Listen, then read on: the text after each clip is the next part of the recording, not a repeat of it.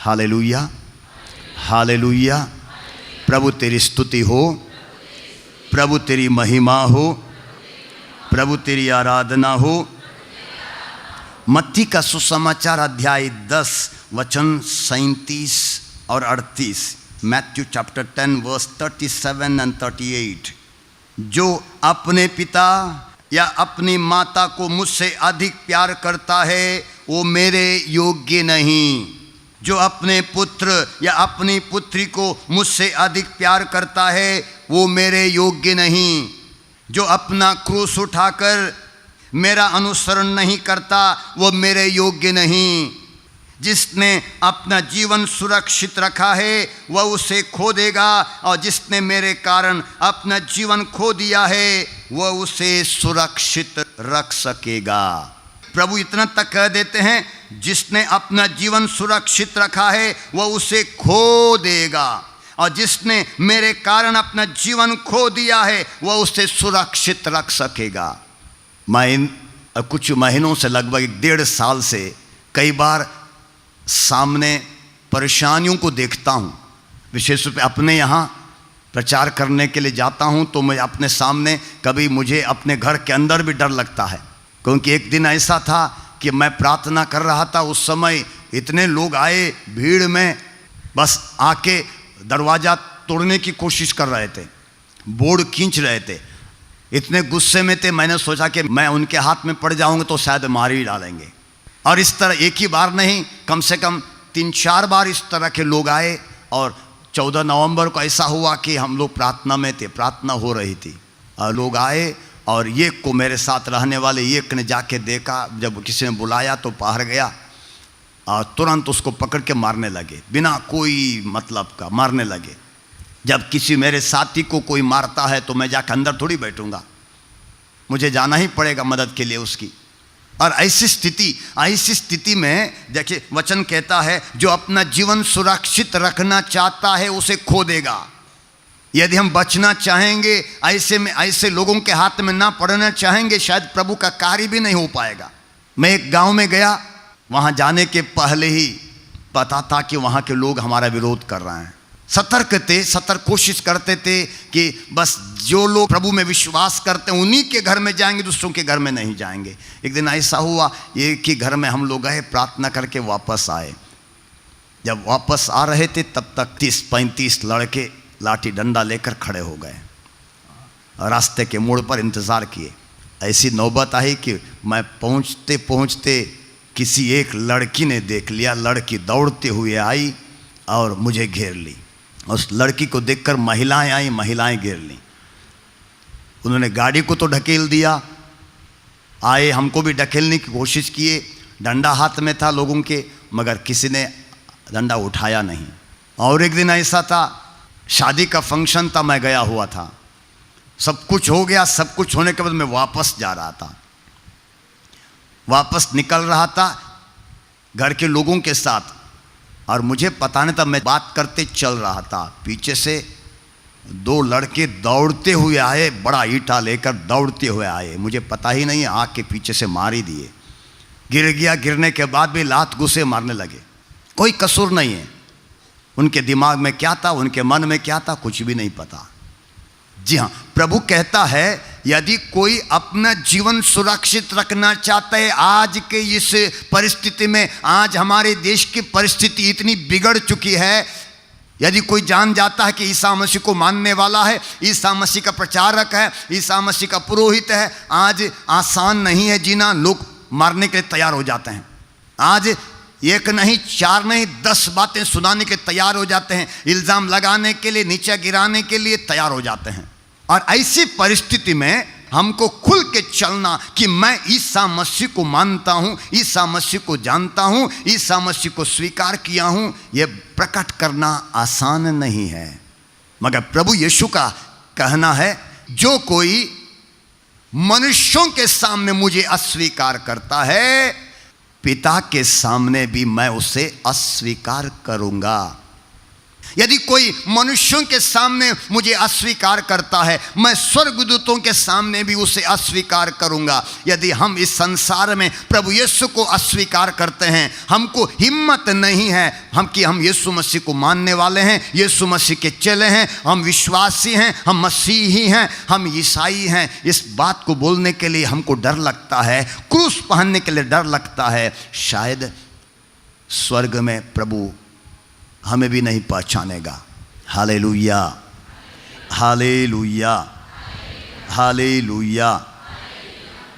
मत्ती के सुसमाचार में अध्याय 10 में हम पढ़ रहे थे प्रभु का कहना, जो अपने पिता और अपनी माता को मुझसे अधिक प्यार करता है वो मेरे योग्य नहीं, जो अपने पुत्र को और अपनी पुत्री को मुझसे अधिक प्यार करता है वे मेरे योग्य नहीं। अर्थात और प्रभु यीशु को छोड़कर और किसी को अधिक प्यार करता है वो प्रभु के योग्य नहीं। जो अपना क्रूस उठाकर मेरा अनुसरण नहीं करता वह मेरा योग्य नहीं। जिसने अपना जीवन सुरक्षित रखा है वो उसे खो देगा, और जिसने मेरे कारण अपना जीवन खो दिया है वह उसे सुरक्षित रखेगा।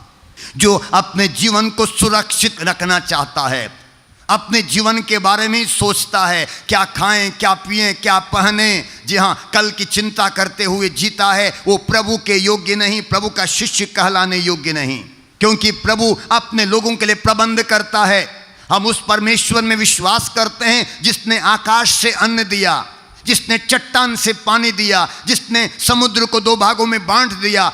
हम उस परमेश्वर में विश्वास करते हैं जो असंभव को संभव बनाता है, जो कहता है चिंता मत करो। ना खाने की चिंता, ना पहनावे की चिंता। यदि हम चिंता करते जीते हैं, पढ़ाई की चिंता है, अरे मेरा भविष्य क्या होगा, मुझे नौकरी मिलेगी कि ना, कई इस प्रकार की चिंता में जीते हैं, वही प्रभु जो कहता है हत्या मत करो, वही प्रभु कहता है चिंता मत करो। तो इस प्रकार के चिंता में, भविष्य की चिंता, अपने जीवन की चिंता, पढ़ाई की चिंता, कई चिंताओं में हम लिप्त हैं। चिंता करने से पढ़ाई हो जाएगी, अच्छा है ना, ऐसे बैठ जाएंगे। पैसा नहीं है, बैठ जाओ, चिंता करते हुए पैसा आ जाएगा। नौकरी नहीं है, चलो बैठो, चिंता करो, बैठो, आधा घंटा चिंता करेंगे तो नौकरी तुरंत आ जाएगी, है ना। हम उस परमेश्वर में विश्वास करते हैं जो हमारे जीवन में असंभव को संभव बनाता है, जिसने याकूब के लिए इतनी धन दौलत का प्रबंध किया, दुनिया के किसी इंसान के पास नहीं था। हम उस परमेश्वर में विश्वास करते हैं जिसने इब्राहिम और सारा के लिए बुढ़ापे में संतान दिया। हम उस प्रभु में विश्वास करते हैं जिसने काना के विवाह में पानी को अंगूरी में बदल दिया, जिसने 5 रोटियों को लेकर हजारों को खिला दिया। प्रभु का शिष्य होने के लिए हमारे अंदर उस प्रभु के प्रति भरोसा, उस प्रभु पर विश्वास होना चाहिए। Hallelujah, hallelujah, hallelujah, hallelujah. Timothy का दूसरा पत्र अध्याय 3 वचन 12। तिमोथी के नाम संत पौलुस का पत्र दूसरा अध्याय 3 वचन 12 में हम सुनेंगे। प्रभु का वचन है, वास्तव में जो लोग मसीह के शिष्य बनकर भक्तिपूर्ण जीवन बिताना चाहेंगे उन सबको अत्याचार सहना ही पड़ेगा। इस वचन को दोहराएंगे दाहिना हाथ उठाते हुए। हालेलुया। प्रभु का वचन कहता है, वास्तव में जो लोग मसीह के शिष्य बनकर भक्तिपूर्ण जीवन बिताना चाहेंगे उन सबको अत्याचार सहना ही पड़ेगा। हालेलुया।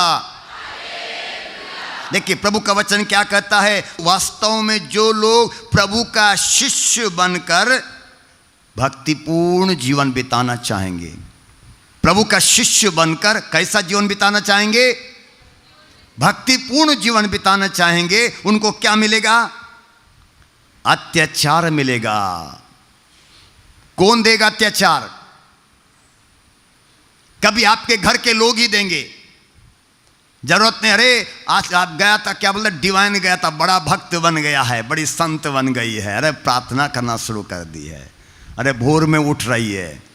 जी हाँ, अपने घर में ही शुरू होगा। ताना मारने के लिए अपना ही मेरा सगा भाई, मेरी सगी बहन या माँ ही बोलेगी, ताना मारेगी, ये अत्याचार वहीं शुरू होता है। हाँ चल, अधिक प्रार्थना करते हो, प्रार्थना प्रार्थना प्रार्थना, ये होगा, ये होगा। देखिए प्रभु का वचन कहता है, प्रभु का वचन कभी गलत हो नहीं सकता है। जो लोग प्रभु यीशु मसीह का शिष्य बनकर भक्तिपूर्ण जीवन बिताना चाहेंगे, उनके ऊपर ताने मिलेंगे, उनके ऊपर अत्याचार होंगे, उनके ऊपर झूठे झूठे दोष लगाए जाएंगे। जी हाँ, उनके ऊपर कहानियां भी गढ़ी जाएंगी। चर्च में बार बार जाएंगे, और चर्च में किसी से फंसा है इसलिए बार बार चर्च में चला जाता है। जी हाँ, मैं तो जवान था पुरोहित बनकर पाला, दूसरा साल मैं रात को 12 बजे उठ के चर्च में चला जाता था। मेरी आदत थी, मैं सो जाता था 10 बजे, 12 बजे उठ जाता था, चर्च में चला जाता था, कभी उसके पहले ही चला जाता था और काफ़ी देर के बाद चला आता था। और मेरे साथ सीनियर फादर थे, मुझे नहीं पता था कि वो मेरा पीछा करते थे। कई दिन उनको पता ही नहीं चला, कई दिन पता ही नहीं चला। वो देखते थे कि कमरे से बाहर निकलता है, कहाँ चला जाता है। उन्होंने गलत समझा, उन्होंने गलत समझा। बस एक दिन, कई दिन के बाद वो आए, चर्च का दरवाज़ा ढकेल दिए, बंद पड़ा ऊपर से। मैं क्या करता था, अंदर चला जाता था, अंदर से बंद करता था, साइड का दरवाज़ा खोल के रख देता था। उसके बाद जब उन्होंने साइड का दरवाज़ा खोला, अंदर देखा, पता चला कि ये तो अंदर प्रार्थना कर रहा है। उसके बाद उनको बहुत शर्मिंदगी हुई, पुरोहित की बात कर रहा हूँ, उनको बहुत शर्मिंदगी हुई, क्योंकि उन्होंने मेरे और एक पुरोहित से मेरे बारे में बुरा बता ही दिया था। Hallelujah, hallelujah, hallelujah. प्रभु तेरी स्तुति हो, ईश्वर को धन्यवाद। मत्ती के सुसमाचार अध्याय 5 वचन 10 में लिखा है, मत्ती के सुसमाचार अध्याय 5 वचन 10 में लिखा है, धन्य है वे जो धार्मिकता के कारण अत्याचार सहते हैं, स्वर्ग राज्य उन्हीं का है। यदि हम प्रभु के शिष्य होने के नाते धार्मिकता में बढ़ना चाहेंगे, धार्मिकता में बढ़ने की कोशिश करेंगे, उस समय हमारे ऊपर अत्याचार होगा, हमारे ऊपर ताने मारे जाएंगे, हमें सताया जाएगा, हमारे ऊपर बोली फेंकी जाएगी। उस समय प्रभु का वचन है, धन्य हैं वे धन्य हैं जो धार्मिकता के कारण इस तरह के ताने सुनते हैं, अत्याचार सहते हैं, तरह तरह की बोली सुनते हैं। स्वर्ग राज्य उन्हीं का है। Hallelujah, hallelujah, hallelujah, hallelujah. मत्ती का सुसमाचार अध्याय 10 वचन 18, मत्ती का सुसमाचार अध्याय 10 वचन 18, तुम मेरे कारण शासकों और अधिकारियों के सामने पेश किए जाओगे। तुम मेरे कारण शासकों और अधिकारियों के सामने पेश किए जाओगे। मत्ती अध्याय 5 वचन 11, धन्य हो तुम जब लोग मेरे कारण तुम्हारा अपमान करते हैं, तुम पर अत्याचार करते और तरह तरह के झूठे दोष लगाते हैं। यूहन्ना का सुसमाचार अध्याय 15 वचन 18, 19 और 21। यूहन्ना का सुसमाचार अध्याय 15 वचन 18 और 19 और 21। यदि संसार तुम लोगों से बैर करे तो याद रखो कि तुमसे पहले उसने मुझसे बैर किया। यदि तुम संसार के होते तो संसार तुम्हें अपना समझकर प्यार करता, परंतु तुम संसार के नहीं हो, क्योंकि मैंने तुम्हें संसार में चुन लिया है, इसलिए संसार तुमसे बैर करता है। वे सब मेरे नाम के कारण तुम लोगों के साथ करेंगे, क्योंकि जिसने मुझे भेजा है वे उसे नहीं जानते। हालेलुया। देखिए प्रभु क्या कहता है, मैंने तुम्हें संसार में से चुन लिया है। मैंने तुम्हें संसार में से चुन लिया है। जब संसार में से चुन लिया है तो संसार में रहते हुए हम संसार के नहीं हैं, हम प्रभु के हैं। प्रभु ने जब हमें संसार में से चुन लिया है, हमें संसार के हो के नहीं रहना है, बल्कि प्रभु के हो के रहना है। और जब हम संसार में हैं, क्या होगा?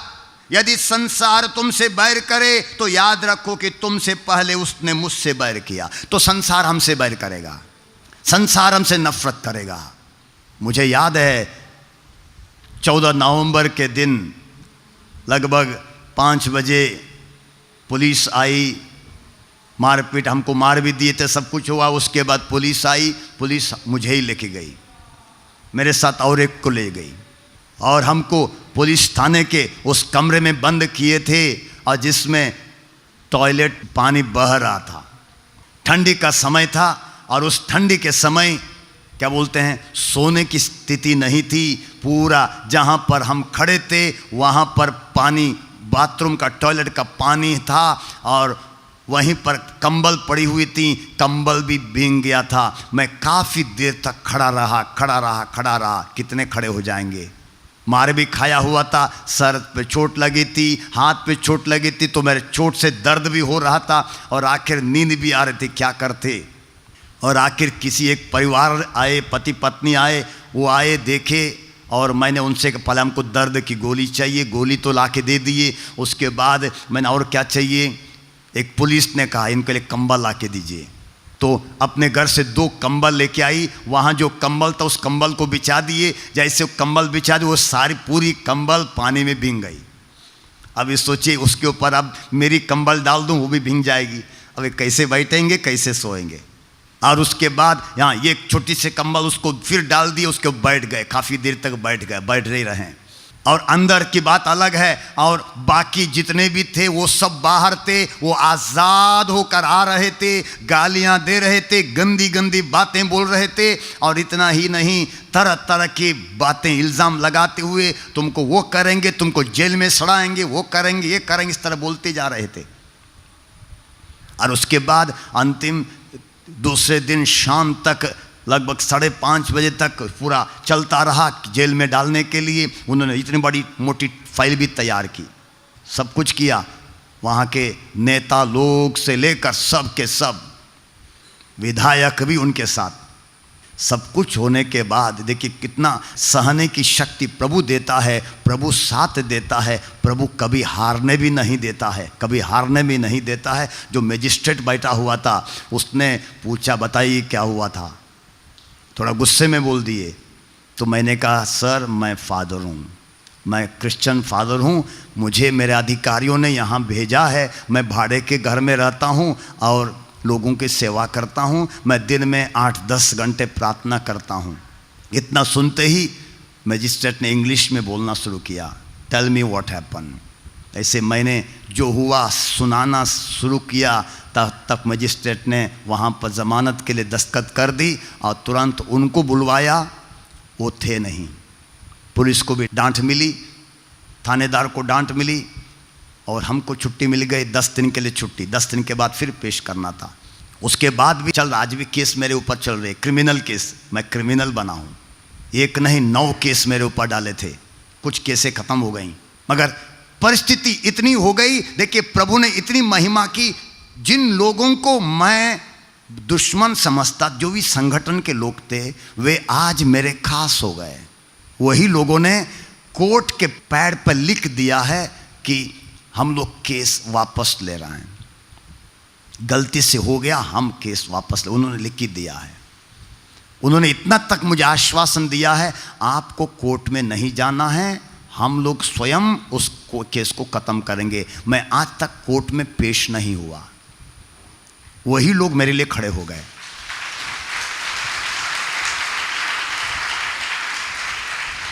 इसका मतलब प्रभु हमें कभी त्यागता नहीं है। यदि हम प्रभु के शिष्य होकर जीने के लिए तैयार हैं, प्रभु के लिए यदि हमने कुछ त्याग किया है, प्रभु हमारे साथ रहता है। प्रभु हमें कभी निराश होने नहीं देता है, प्रभु कभी हमें अकेला नहीं छोड़ता है, प्रभु कभी हमें हारने नहीं देता है। आइए अपनी आंखें बंद करें। प्रभु हमें उसके शिष्य बनने के लिए बुलाता है। भक्त बनने मात्र नहीं है, शिष्य बनने के लिए। Not just the believer but the disciple. We are called to be the disciples. शिष्य, शिष्य का पहला गुण, जैसा प्रभु ने एक दूसरे को प्यार किया, प्रभु यीशु के अंदर प्यार था सबके लिए, दुश्मनों को भी उसने क्षमा किया, उसी तरह हमारे अंदर भी प्यार होना चाहिए। प्रभु कहता है यदि तुम एक दूसरे को प्यार करोगे, इसी से सब लोग जान जाएंगे कि तुम मेरे शिष्य हो। दूसरा गुण है माता पिता, भाई बहन और प्रियजन, दोस्त मित्र, उन सब से बढ़कर प्रभु को पहला स्थान देना, प्रभु को अधिक प्यार करना, प्रभु को जीवन में पहला स्थान देना। प्रभु को पहला स्थान देने का मतलब प्रभु के लिए, प्रभु के कार्य के लिए तैयार होना, अपने चर्च में प्रभु के कार्य के लिए कदम उठाना, प्रभु के लिए अधिक समय देना। जब हम किसी को प्यार करते हैं, हम उनके लिए कुछ भी करने के लिए तैयार हो जाते हैं। उसी तरह जब हम प्रभु के शिष्य होकर प्रभु से प्यार करते हैं, प्रभु के लिए कुछ भी करने के लिए तैयार होना है। तीसरी बात, प्रभु का शिष्य होना है, हमें बहुत कुछ त्यागना है।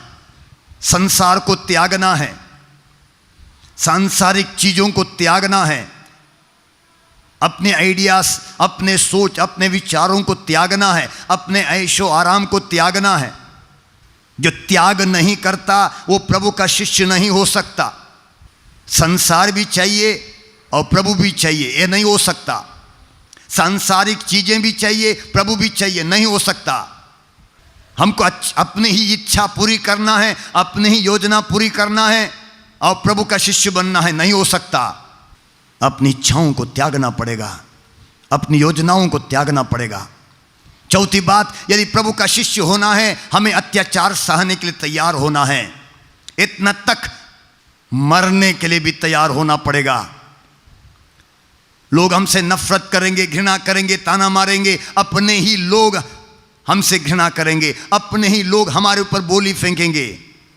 यदि हम प्रभु का शिष्य होना चाहते हैं, ये सब सहने के लिए तैयार होना है। जो अत्याचार करते हैं उसके लिए प्रार्थना करना है, हे प्रभु हम पर दया कर, जैसा तू चाहता है वैसा ही जीने की कृपा दे। हम तेरे शिष्य बनकर, तेरे चेले बनकर जीना चाहते हैं प्रभु। न सिर्फ तेरी भक्ति करने के लिए बल्कि तेरे शिष्य बनने के लिए कृपा दीजिए। तूने कहा है अपना क्रूस उठाकर जो मेरा अनुसरण नहीं करता वे मेरे योग्य नहीं। प्रभु मुझे अपने क्रूस को उठाने की कृपा दीजिए, शक्ति दीजिए। जो भी अपने जीवन का क्रूस है, अपनी कठिनाइयां हैं, अपना दुख है, अपनी बीमारियां हैं और अपना परिवार की कमी, एक एक उठा के चलना मुझे सिखा। अब सौंप दिया इस जीवन का सब भार तुम्हारे हाथों में। गाइए, अब सौंप दिया इस जीवन का सब भार तुम्हारे हाथों में। अब सौंप दिया इस जीवन का सब भार तुम्हारे हाथों में। इस जग में रहूं तो ऐसे रहूं जैसे बगिया में फूल गुलाब रहे। इस जग में रहूं तो ऐसे रहूं जैसे बगिया में फूल गुलाब रहे। हे हार तुम्हारे हाथों में, हे जीत तुम्हारे हाथों में। हे हार तुम्हारे हाथों में, हे जीत तुम्हारे अब सौंप दिया इस जीवन का सब भार तुम्हारे हाथों में।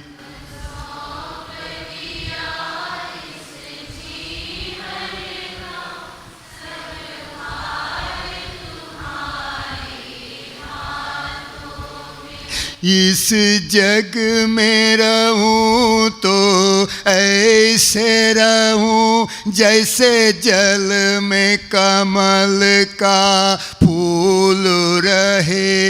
इस जग में रहूं तो ऐसे रहूं जैसे जल में कमल का फूल रहे। हे हार तुम्हारे हाथों में, हे जीत तुम्हारे हाथों में। हे हार तुम्हारे हाथों में, हे जीत तुम्हारे हाथों में। पिता और पुत्र और पवित्र आत्मा की महिमा हो। जय यीशु।